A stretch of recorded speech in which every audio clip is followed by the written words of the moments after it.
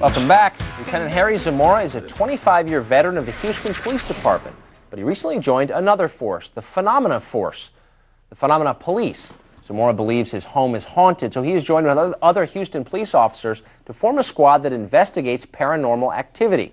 Lieutenant Zamora and his wife Lesli joined me live from their home in Cypress, Texas tonight with video evidence of the supernatural. Mr. and Mrs. Zamora, thanks a lot for coming on. Thank you. Lesli, can you tell me about your first encounter with the supernatural in your house? I think it took place in your bedroom, I was reading.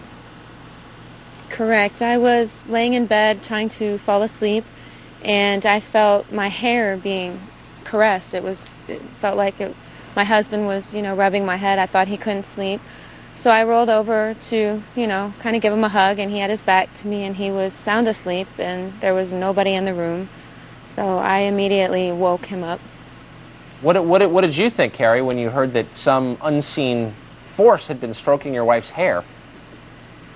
Yeah, I didn't know what to think. That was just another one of the things that had been happening to us, from lights coming on to appliances, and it was just a whole series of events, and that was just another one. So at that point, when that happened, we were actually already pretty scared in the house. So it was just something else that was happening to us. So at that point, you decided to put your years of police work to good use and find out exactly, or attempt to find out, what was going on in your house. What did you turn up? Well, what happened was we actually had seen a newspaper article where this lady named Kathy Bunn had actually investigated a haunted fire station, and we were kind of interested in that because they actually had the same occurrences happening there. So she came out with her people and actually documented I guess what she termed an interactive haunting in the bathroom. And that was the first time we had ever seen anything like that. And that's also on the website. I think we're showing video of it right here. It looks like a series of white circles, almost look like a full moon showing up on the film. Does that happen every time you take a photograph indoors sometimes? And what are those? We don't know. It just depends on who you speak with. Being policemen and actually being trained to get evidence and get answers and trying to investigate, we started asking experts, theologians and scientists and engineers and photographers, and trying to find out what those things were. Everybody had their own answer. So what did the photographers say? I mean, they almost look like watermarks on pictures when you spill beer on a photograph. Is that right? What did the photographers say? Well, see, a lot of them say it could be dust particles, it could be lens flare, it could be moisture in the air. But in taking a series of photographs, I think there's a couple that we sent that actually show outside one orb anomaly that is in one photo, and the next photo it's actually darting off. That one's on the website too. That can't be moisture or a dust particle or lens flare because it moves. It's in one picture, the next photo it's darting off. And so these are taken with, we don't know. Do different cameras show the same results?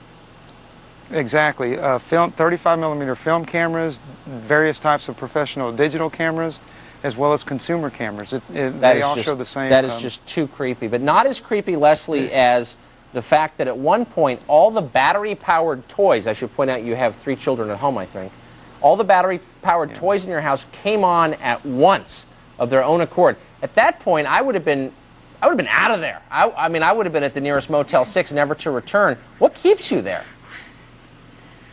I think right now my faith. I honestly believe that I was brought here for a reason. I don't know what that reason is, but I stay because of my faith. I'm not going to be ran out of my home.